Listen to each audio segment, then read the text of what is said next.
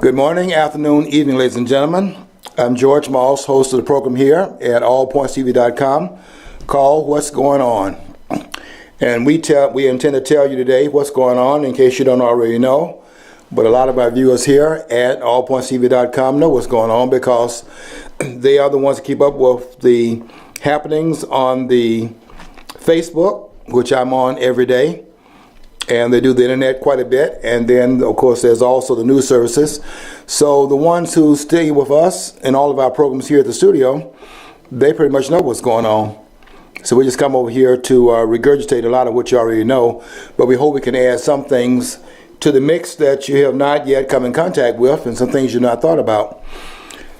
I'm going to be talking a little bit about a number of themes. One of the ones that came out of the discussion yesterday from the Oscar Awards. But I do want to say a few things about it that may be not in the public view at this point, and I'll make some reference to that. And also, I'm going to be talking about the last vestiges of the election coming up before Super Tuesday, and some of the noise being made by the candidates as they're panicking, trying to make sure their voice is being heard before 11 states tomorrow go to the polls in the Republican Party. And pretty much, if the situation goes according to the polls, seal the deal and create the momentum that was created coming out of Iowa. And I think that Donald Trump had momentum coming out of Iowa as well, but he certainly showed a lot more of that momentum in the election in New Hampshire and then carrying that into South Carolina and from there into Nevada.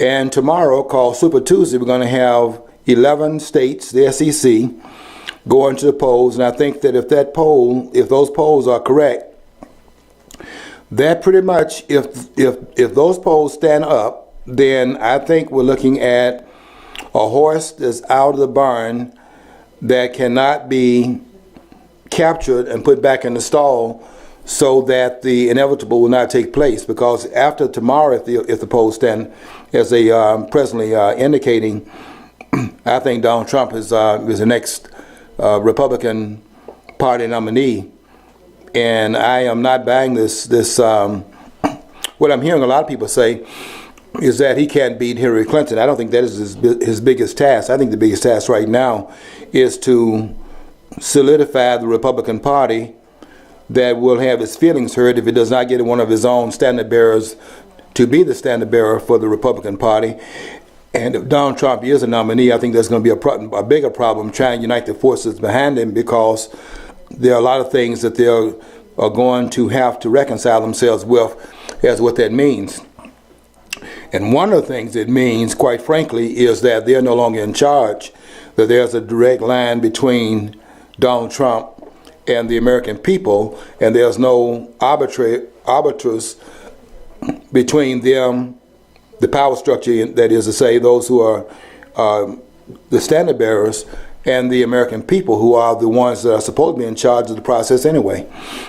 And if Donald Trump gets the nomination, having gone around them in a circuitous route around their power, and they're not determining the outcome of this election as they've done in the past, then there's going to be some real feelings that have to be, you got to get over a lot of hurt feelings, and that would be the task. I think that would be the greatest task that Donald Trump would be facing going toward the election in November.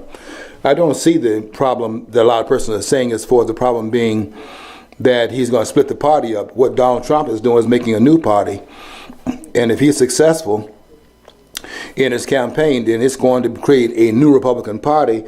And the numbers indicate that a lot of people are coming into the party that were not part of the not a part of the party process, the Republican Party, but also not a part of the electoral process itself. They were just staying on the sidelines and didn't care who got the nomination in either of the two parties, because they didn't feel either party spoke for them. But if you look at those numbers in these primaries so far, what we've seen is that there are a lot more people participating in the process than has been the case in 2012 and in 2008. And in the foreseeable, discernible past, wasn't the case in those time periods either. A lot of people are staying home. I think the polls have been indicating for a while now that only about what, 40%? If they get 60% of the voters that go to oppose and vote, that's quite a turnout. But I think it's been like 40%. And we look at these numbers right now, and already we've had, I think Donald Trump has had by himself about 400,000 votes. And so people are coming out. And then we look at the debates, and we have to say the last several debates, as far as the Republican Party nominees are, potential nominees are concerned, those debates have not been as principled as you would like, and as substantive as you would have liked. But the numbers have been incredible. The first one of the primaries held on FNC, the Fox News channel, they had 28 million people watching what normally you can get 2 million persons to watch a debate. That's pretty good numbers. And then they had 28 million, which is 14 times what you would normally be able to reel in with all the alphabet soup stations you have to deal with. And then a lot of them are not covering news kind of items, regular programming, and then there are movies on the premium stations. And to pull that kind of number into a debate is quite amazing when you think about it in terms of comparing it now to what has been in the past. So there are a lot of persons coming on board here, and what is really happening before our very eyes is that a new party is being created. And that means that a lot of people are being pushed to the side that have been in control of the party in the past, and they're being pushed to the side by the fact that there's a new party being created through which they're not having the same control over what's going on inside the party lines that have taken place in the past. And that's not all a bad thing. You create something new so as to create something new, because what's been created in the past is not working.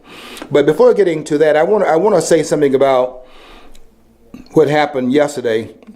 And I did not watch the Oscars, but I want to talk about it from a peripheral standpoint and from some things that happened here that tie into it. You know, we're taping from Flint, Michigan. And a number of persons came into the city yesterday so as to make a statement about there not being at the Oscars yesterday in the Hollywood production. They were here in Flint.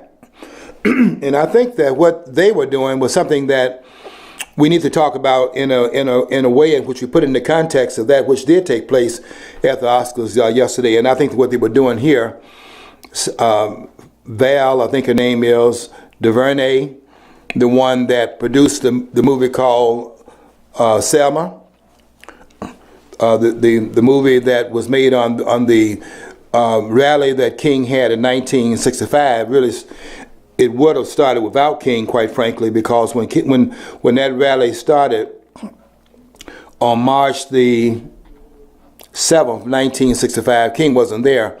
King was in Atlanta, and so was Ralph Abernathy, his right-hand man, was in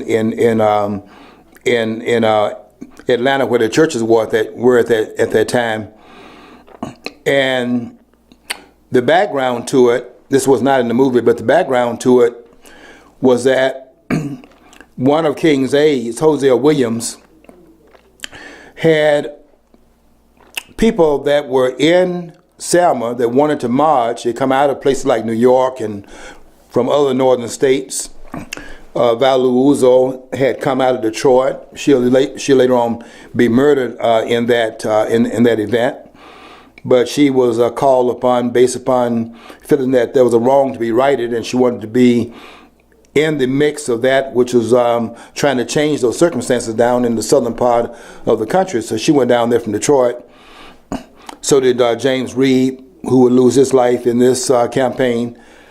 Excuse me, and some of the others. But at the time that the march was first set up, and they were supposedly going to march from Selma to Montgomery, which was 50 to 60 miles away, they had not really intended to have this march. When they came out of the other states and had arrived in Selma, only to find out nothing was going on. Hosea Williams did not want to have a potential crisis situation go to waste, and what he did was call Dr. King up, couldn't get Dr. King, he called Ralph Abernathy up, and he said, we have some people here that want to march, and we want to get the okay from the leadership to, in fact, engage the march. And Dr. King, they had not talked to Dr. King, who was the SCLC president. So Ralph said to Hosea Williams, let me get back with you, and I will call you back in a few minutes. Let me call Martin first. And right before Martin was getting ready to go into the pulpit to give his sermon for the day, they had this conversation. Hosea Williams assured them they had 6,000 people that were there. And they did not have that many, nowhere close to that number. But they convinced King to let them go ahead with the march.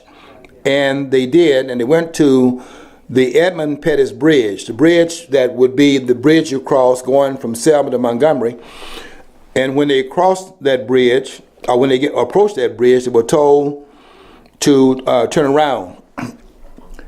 And the dilemma was to turn around, then that defeats the purpose of the march. And if they went forward, they would confront the authorities in Alabama, and that would not turn out well.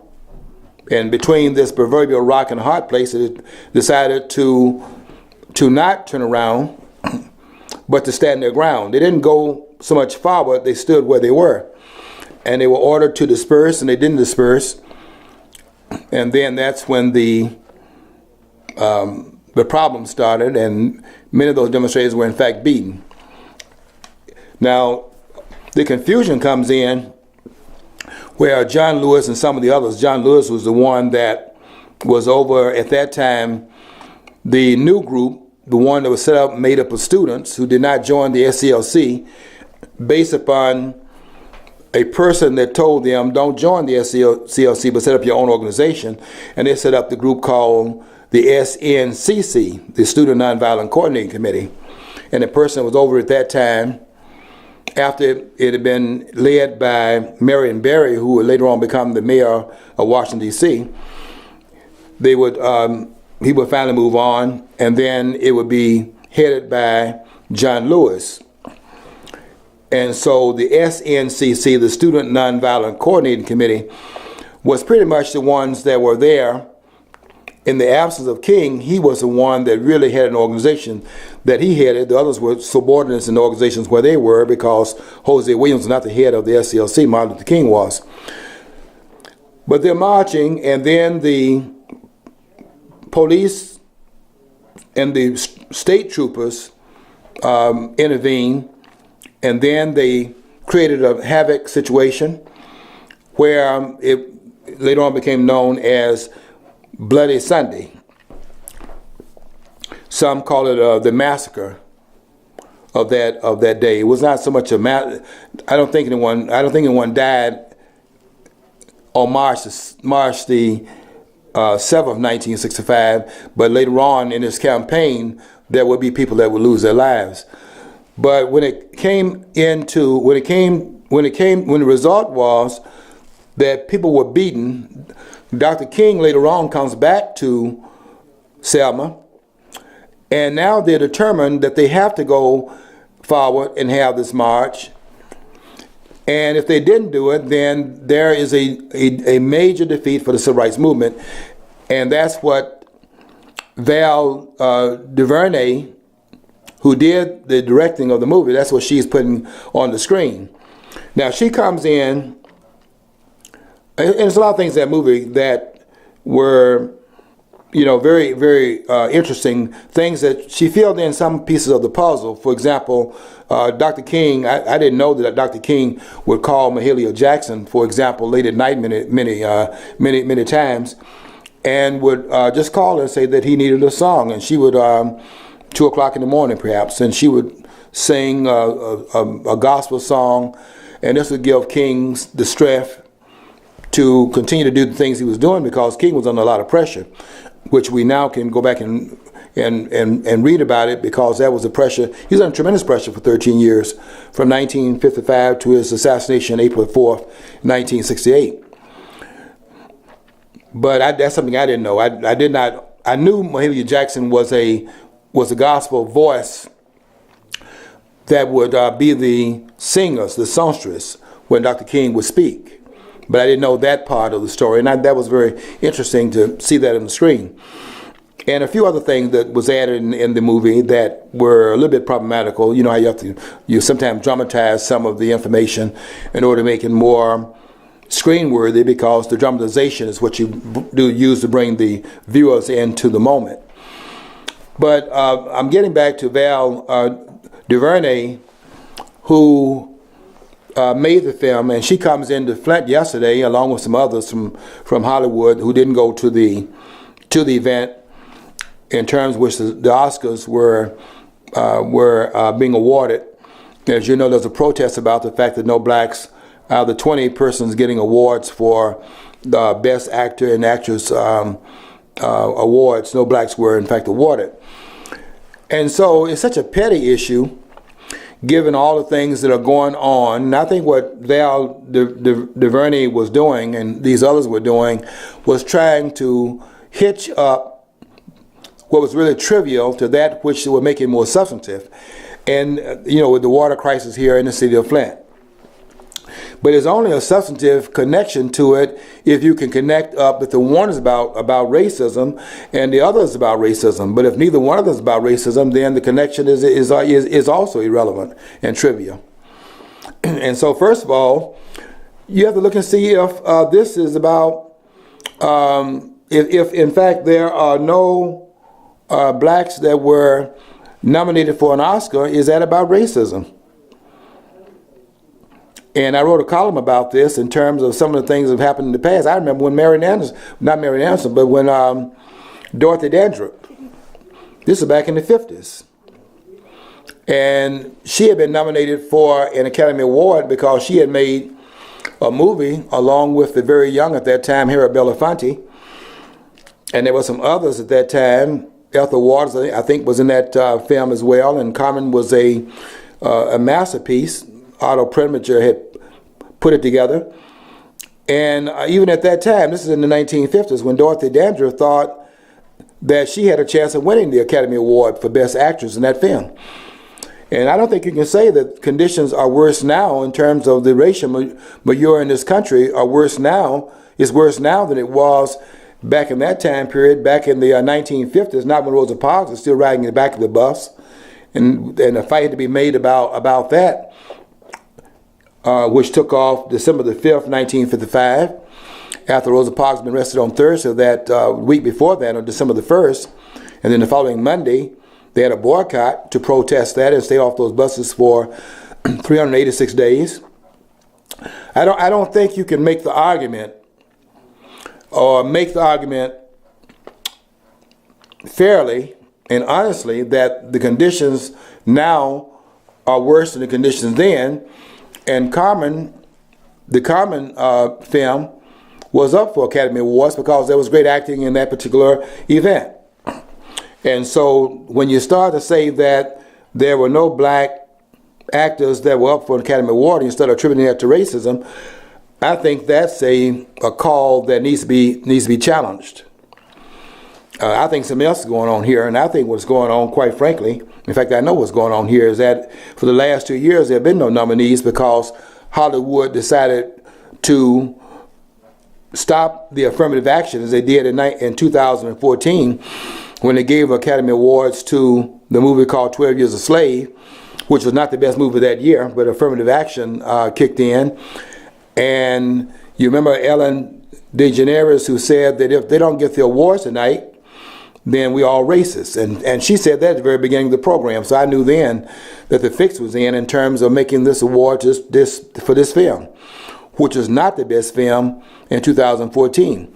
So in 2015, and also in 2016, what happened was that Hollywood decided to treat black people equally. Decided to treat the black actors as equal.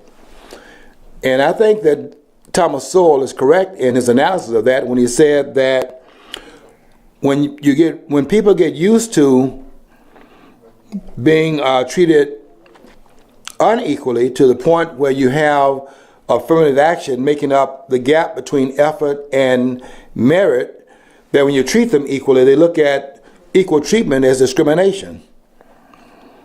And I have not heard yet what film they think they should have replaced those films that were in fact noted, and what actors that got awards. I mean, DiCaprio got his first award this time after doing some great work. I thought he was very great in the film The Titanic. I think that might have been the movie that launched his career. I don't know if he had made any movies before that, but I know I became aware of him when he made the movie called The Titanic, which was a great film. But he didn't win an Academy Award for that, but I thought he was excellent in that movie. He finally won, in the movie made this year. And I think that most persons would agree that he was great in that role. I saw trailers on it. I didn't see the movie itself. I saw a trailer on the movie, and he's a great actor. But he had to wait his time and wait until the role came along, to which he can in fact show his skills. And he finally was awarded for that particular role that he played. I think that's the way Hollywood.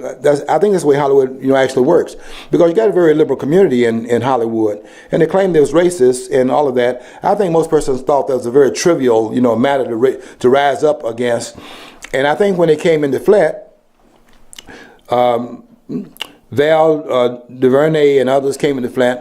I think what they were trying to do, knowing how trivial this argument was, they tried to connect it to something that seemed to have had more weight, which was the water crisis in Flint, which they were trying to say this was racially motivated. And so it's like saying, you see, this problem, we didn't go to the awards because it's a bigger part of this racial problem to deal with. And so they're in Flint. But by being in Flint, they're connecting up the so-called race problem in this city to a problem in the acting genre, and the two are tied together to make it have more weight. But if neither one of these situations is a racial issue, then that was more triviality, because it was trivial in terms of being raised by Will Smith and his wife and these others, and what Chris Rock was saying as the host of the program. And was it racial here in Flint, where the water crisis is supposed to be racially motivated? And that doesn't make any sense, because the demographics of the city of Flint, 57% black, 43% non-black. And so to make this into a racial case, then you have to argue this then, that there are certain pipes that carry water into the homes of 47% of the population, and there's some different pipes carrying a different water source into the homes of the other 57%, and they were able to disaggregate the two populations so they're getting different water streams into different households, and no one has made that claim. And I noticed a little bit of misdirection and a little bit of deceit on the part of DuVernay when she stated that if there were different voices, she said, she didn't say if there was a different group in the city of Flint. She said if there were different voices in the city, this would not have occurred. And of course, what you hear in different voices, you are hearing different races. But if she said if there were different races in the city, it would raise a question of, aren't there different races in the city? And so different voices was used. I think it was a sleight of hand trick to make it appear that the city was all black, and therefore this is why this problem has materialized in a city that is peopled only by blacks. And there are no cities like that, by the way, where there are no whites in the city. So whatever comes into a city that's going to affect one part of the population is going to affect the other part of the population as well. But you would know that from the fallout. And what I'm contending here is that neither the Oscar nominations were racially motivated, nor is a problem in the city of Flint racially motivated.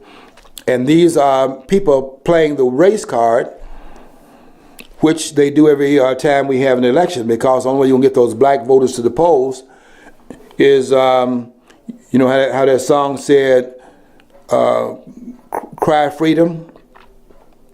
Well, the cry is cry racism, and that's a trigger that motivates people who don't realize how they're being exploited by people pointing out this non-issue. It's a non-issue. The reason why it's a non-issue today is because this is not 1916 when Woodrow Wilson was running for re-election in that year. It's 100 years later in 2016 when we have a whole different campaign taking place. And there is a black person on the stage running for president. So this is not 1916 with the Democrat Woodrow Wilson running for re-election in that year.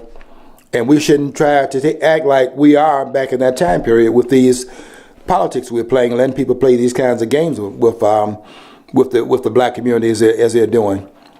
I mean, people out there demonstrating. Al Sharpton had 70 people out there demonstrating in the parking lot with the promise of bringing more people next year if the same thing prevails in 2017. But Sharpton didn't have anybody out there because 70 people is not, I mean, probably, and what Sharpton does when he gets people out there, it's like rent a demonstration. They probably were paid. Because Sharpton sometimes, if you got like 50 people out there, Sharpton gives them enough money for some wine, and they go out there walking around in circles. And you think that this man really has somebody following him. The only time that Sharpton can actually lead anybody when he goes into a place where people are already heard about something that has already occurred on the local level, and then Sharpton gets in front of them, jumps in front of the crowd, gets in front of the microphone, and act like they are following him for some reason. And the fact is that nobody's following Sharpton. And now Sharpton, as you probably are aware, Sharpton's off the air. They couldn't get rid of Sharpton for having 5 days a week. So what they did was reduce him down to 1 day a week, and then they put him on Sunday morning where nobody be watching him for a period of time, let his ratings go down, and they're already down. But where nobody's watching, because who's going to get up at 8 o'clock in the morning? If they're getting up at 8 o'clock in the morning, they're getting ready to go to church. And they got him 8 o'clock in the morning on MSNBC, a station nobody's watching anyway. And then when his ratings continued to plummet, then they got him out of the airway, because nobody's following Al Sharpton. This is all a hoax. So anyway, the whole thing is a lot of malarkey.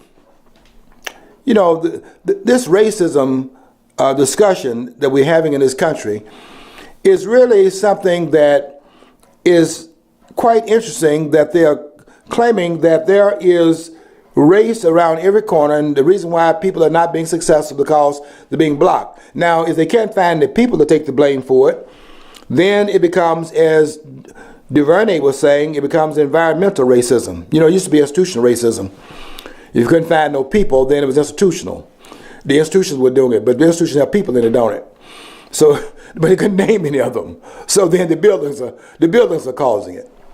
Now we get to the place where we have environmental, the water. You see, the water is environmental. There are people not identified, but somebody in the EPA or possibly some other group is tampering with the water and trying to poison people. This is Tuskegee experiment all over again of 1932. And they are, in fact, coming in and they're doing what we see in Flint.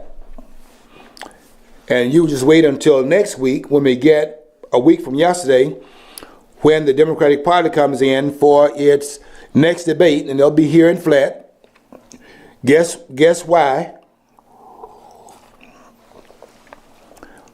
And they'll be coming in to make the case that black folks, the Republican Party, the Republican governor is oppressing you, and you must vote for the Democrats. The same as the who's that? The Temptations, the same old song. And they'll be tooting that song up until November, and then when the election's over, they'll forget everything they said and go on with business as usual, with nothing having changed. And people are just going to be. I wonder if they're going to do it this time, because I don't think the numbers are now showing something else in the mix, and we'll see how it plays out. And we'll know a lot about it tomorrow after tomorrow's election is over, because I don't know if people are going to buy it this time. But I want to add something to even that, in terms of, even if the race issue was what they say it is, the point is that a group of whites cannot do, let's say a group of racist whites, would not be able to do what they intend to do in this country in 2016 if what they plan to do is something that is racial. Because number one, this is not 1916, and we're not talking about Wilson running and being at the helm. We're talking about people being at the helm at a time when black people can go to the polls and speak to that situation. And so that condition, they're talking about the Klan and all of that, that conversation is nonsense, because even if the Klan had malevolent intent, the intent can be exercised and acted upon, because the country wouldn't tolerate it. The culture wouldn't tolerate it. The American people would not tolerate it. And that brings me to what's happening right now with this political campaign, because David Duke has been brought up. And I wondered, quite frankly, I kept wondering, how long will it be before these hidden Democrats in the Republican Party will come from behind the woodwork and identify themselves as Democrats in hiding in the Republican Party, and they too would play the race card. And sure enough, that's what's happened. You know, the race card is a Democratic Party phenomenon. And for Marco Rubio and Ted Cruz and some others to come out and play that card is quite revealing. Because we've been saying for a long time now that there are rhinos in the Republican Party. You know, rhinos meaning Republicans in name only. Although I must balance that off with, there are also dinos in the Democratic Party. That's say Democrats in name only also. There are also Democrats who are Democrats in name only, and that just simply means this. It means that there are no Democrats, quite frankly, in the Democratic Party, and there are Republicans in the Republican Party. Those words mean something.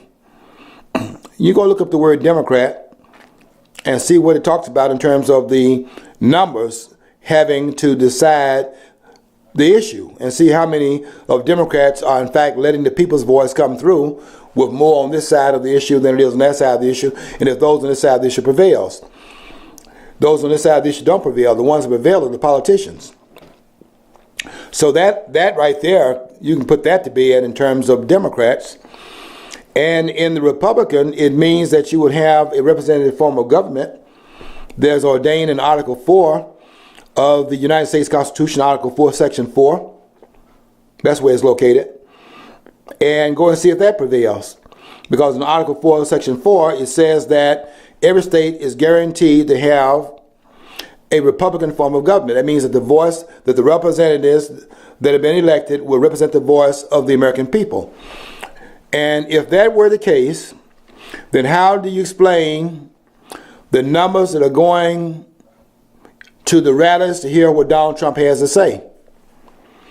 In fact, Donald Trump raised this point. He said if the unemployment rate is what they say it is, and they're now saying it's down to 5%, not in my neighborhood, and probably not in any of your neighborhoods that are watching this program. 5% unemployment with 93 million people that are eligible to work,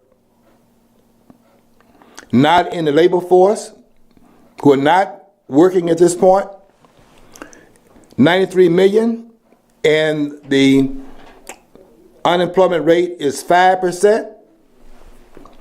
And then the numbers show up for Donald Trump, who's not a politician, and the outsiders are creating these numbers, I mean, just do the math, and you see it doesn't make any sense.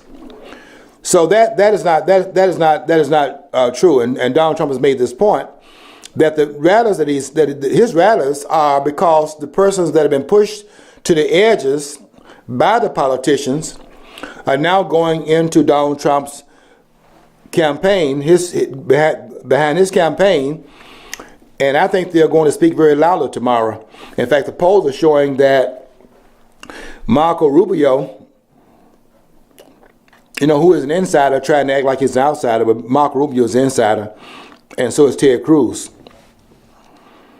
I mean, an insider is somebody that's inside the government. And you can't claim unless you're somebody like Ron Paul. Ron Paul would be the closest. Maybe Osborne, Tom Osborne from Oklahoma, who stepped down because he's one of those ISIS brokers that would not stay in there for no. He would not be a career politician. Too honest for that. But maybe Ron Paul would be cut out of another mold, because he was in there for 20-some years too, but doing different things, and was an alarm clock inside of the halls of power, and we're trying to inform the American people what's going on behind those walls, and acting as a what do they call Edward Snowden, acting as a siren, so to speak, in terms of what government is in fact doing, a whistleblower. So that could be, you could be in there if you're doing that. That might be something different. But although I don't think you stay in there very long, even in that role. But that's not the role that Ted Cruz has played, and that's not the role that Marco Rubio has played. Both of these men are insiders. They're now trying to act like the outsiders, but neither one of the persons is an outsider. The outsiders are the ones who don't have elective office. And even if you say that if they have elective office as governors, they're still insiders because the network is the same. So their Cassidy is an insider too, and so is Chris Christie, who I was amazed. I mean, some things happened this weekend. It wasn't just. It's interesting to me. It wasn't just.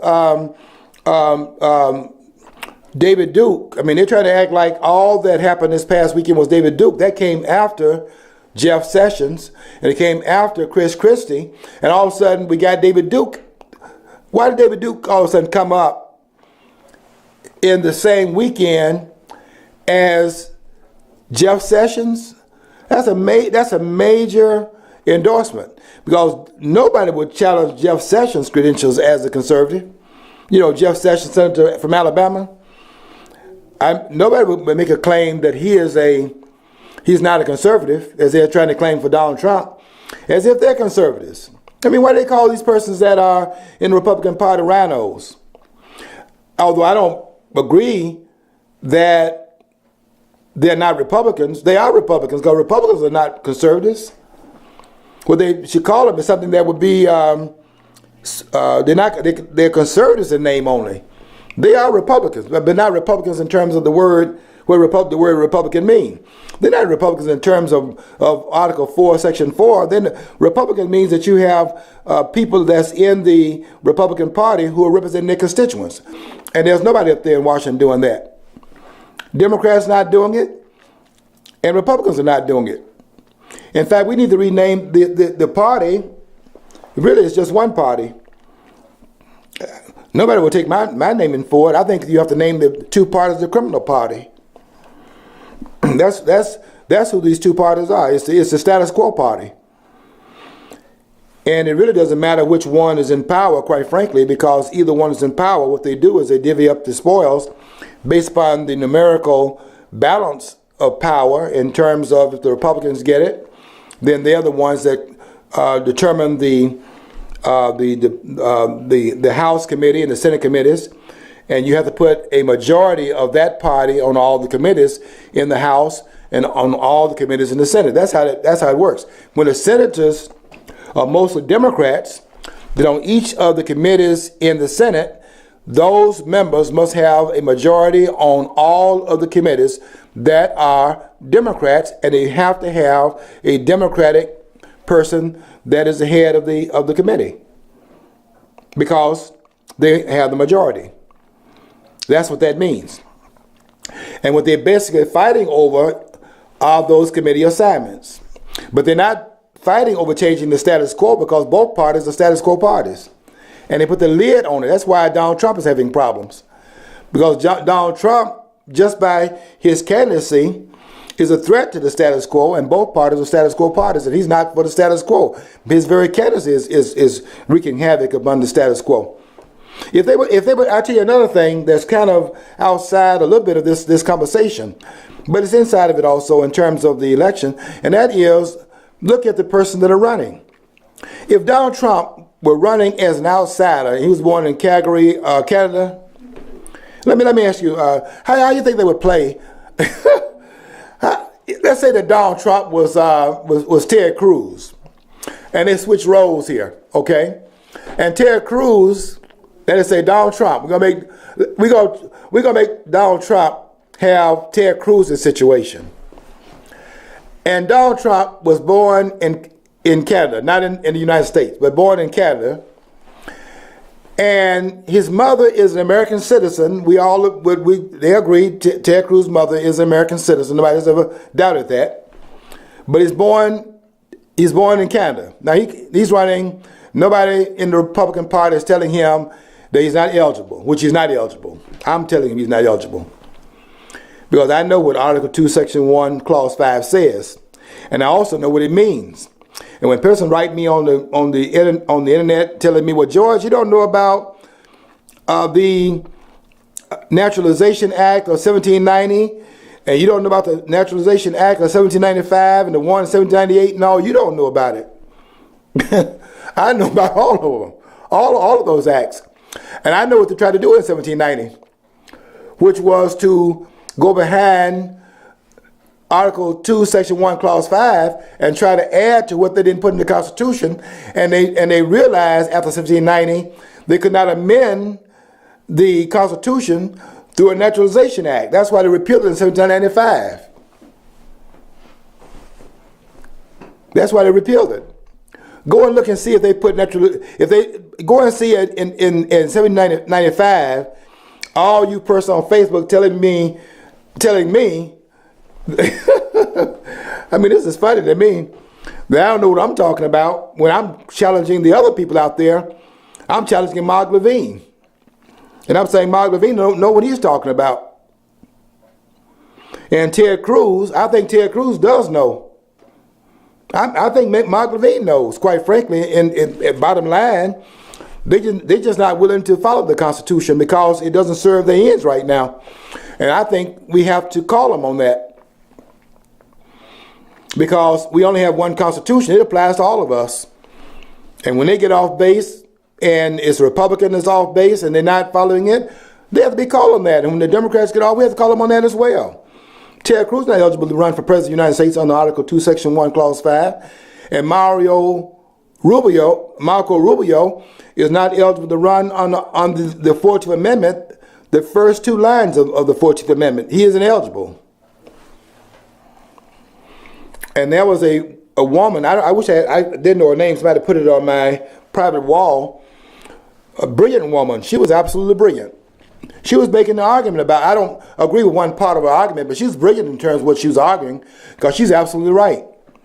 That if you had a parent and you were born, and the person had to be a citizen, was a male. Don't forget, women didn't get the right to vote until 1920 with the 19th Amendment. And so, because the woman would go into the identity of the male, which I think the word Mrs. is really a hidden form of Misters, and they just didn't put the abbreviation there, you know, that mark there that shows ownership. If you put the abbreviation there, you know, at the top, that shows possessive, you'll see what that word means. It means Misters, right? But they call it Mrs. But Miss M-R-S, if you put M-R-apostrophe-S, you can read it more correctly. Misters, it's a property issue. And so the framers intended, as this lady was saying, she's right in saying that they intended the identity to come through the citizenship of the father as to be naturally born. But what she failed to see here in her analysis, and she's right on point in everything she said, except one thing I think she had a blind spot on, and that's the fact that we didn't have all this mobility at the time when they drew up the Constitution. I mean, when you get on a plane and fly out the country, and you could have the baby, like it was one child was born flying over Canada one person had a child over the Canadian airspace, and when the child was born, because the plane is in the air over the Canadian airspace, the child became a natural born citizen of Canada just by being born over the airspace of Canada, natural born citizen in Canada. You didn't have that at that time, so they considered it through the implication is that you would be born in what is called jus soli. You'd be born by the soil, but even that would have to be through the father, who must be a citizen. If the mother had been a citizen and the daddy had not been a citizen, the child would not be a natural born citizen. She's right in saying that. That's what the intention was, through the father. So they want to go there. We can go there, but they're not going to lose. They're not going to win this argument. They're going to lose this argument. But I would say, okay, fine, through the mother, but also through the soil. It's a soil issue also. And I would say that those who are saying that's not found in Article 2, Section 1, Clause 5, I say that they're not reading it carefully enough, because it is in there. But you have to be able to read the language based upon the way the language is written at that time period and how it be written today. It's just like when I travel outside the country.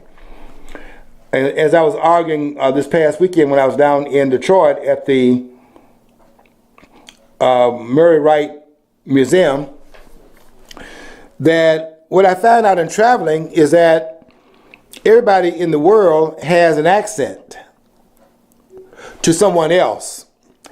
Now, I don't have an accent around people I'm around in the city of Flint or in Genesee County, but I have an accent if I go back to the South where I was born. I listen to I have some relatives down there, and I can hear that little twang in their voice, and they probably hear this more northernized accent that I picked up since I've been here over the last so many years.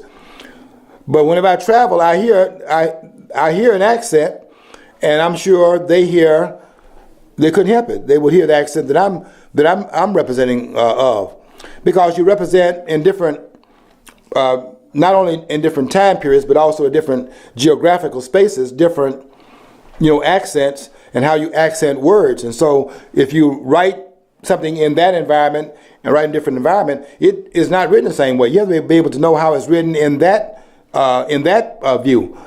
I mean, I listen to Donald Trump's wife, and I listen to how she puts her sentences together. Those sentences are the same as how sentences are constructed here. She'll say he wants to help the American people, and he loves the American people. And she says it a little bit differently than is said to those who are indigenous to the language. I think she speaks about five different languages.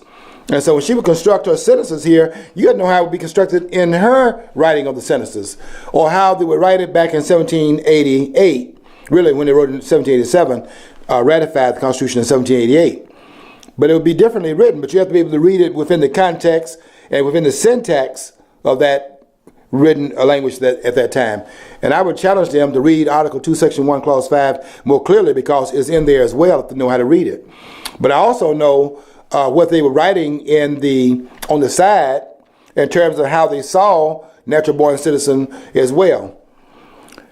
So if you want to get to that level about natural born citizen, then that would disqualify both Marco Rubio and Ted Cruz. But they're validating it. But if you flip it into putting that same situation in Donald Trump's case, I can guarantee you right now it become an issue overnight. But that's what's happening right now in the country, where the rule of law doesn't always apply, or it only applies when it applies to a different person. We'll see what happens over there in the Democratic Party with Hillary Clinton.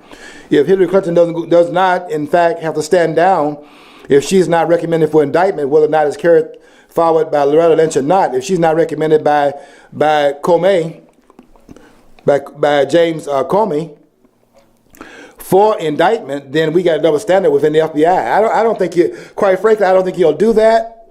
I think it'll be at the Attorney General's level where there'll be a stopping of the going forward with the indictment. I could be wrong about that.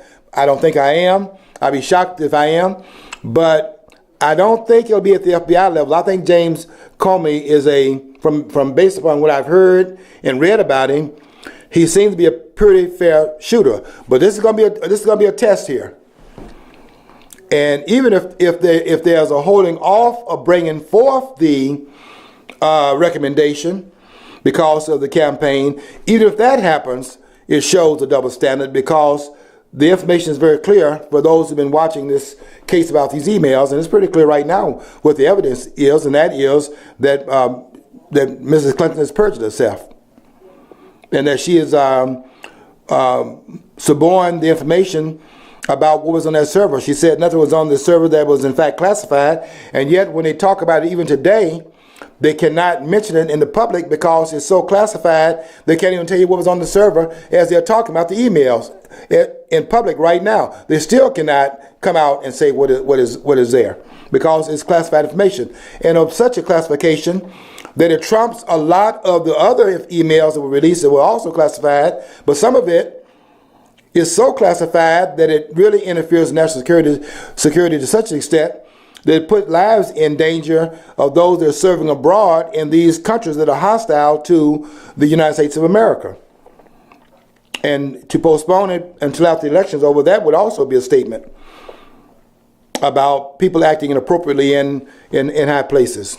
So, but I don't think it's going to happen. I think from what I've heard, I think we're going to get a fair shake from James Comey, and if not, then that's a statement being made also about the co-optation that's taking place in government in a much wider circle than what we in fact would at this point be able to discern.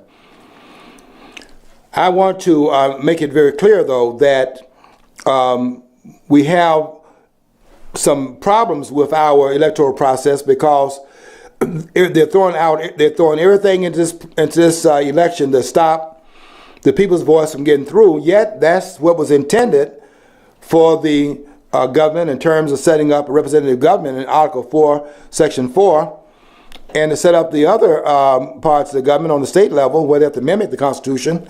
And because they have been guaranteed a Republican form of government on the state level, then you guarantee that will be the process at the state level as well. So you have to understand that this is not what we're seeing right now, and we're not seeing it anywhere within the electoral process. What we have going on is a co-optation of the process. We're going to see if it works. But I think that we are going to be able to have an intervention here if they don't stop it. And we'll know a lot more about that tomorrow, because tomorrow 11 states are going to the polls, and after the SEC. I'll tell you another thing too about the election tomorrow. You know, if that election is close in Texas, and Donald Trump comes close. Now they said he's about one poll shows he's 8 points behind. Another poll showed he's about 20 points behind. And then two polls show he's in the margin of error. If that's true, then that's a problem for Ted Cruz.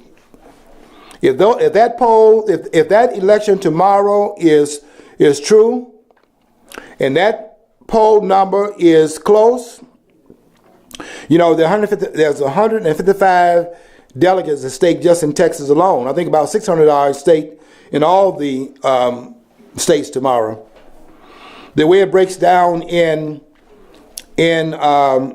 Texas is that 49 of the 155 primary votes go to the top, primary, leaders. And I assume that would be Ted Cruz. But the others are divided up between the 32 other districts inside that state. And that would be 108? Yeah, 108. And they are divided up according to how the vote breaks down into each of those districts, so that if Trump is winning a lot of those districts, then he comes out of that pretty well in terms of the number of delegates he comes out with, and that momentum he's already built up in Iowa. I think it starts in Iowa, and then in New Hampshire, because I think he won Iowa, quite frankly, without the things that the Cruz campaign did to take some of the votes away from Ben Carson, and they went into the camp thinking Carson was going to drop out, and they went to another protest candidate. I think he won Iowa, so I'm going to say Iowa, and the momentum he picked up from there into New Hampshire. We saw it from there into South Carolina, from there Nevada. And I think we're going to see a big part of that momentum in tomorrow's voting, if those polls are really even remotely true. And we're not getting confused about this Klan stuff with David Duke, which is nonsense, because Donald Trump disavowed that in 2008? I think it was 2008, when they wanted to run on the Reform Party, and he saw that David Duke was affiliated with it, and he backed out and said he would not be involved in it. So that look, that's a non-issue, and they're pushing it because they're throwing everything they can to see which part of the kitchen sink can hit him, if not the mud that they're throwing.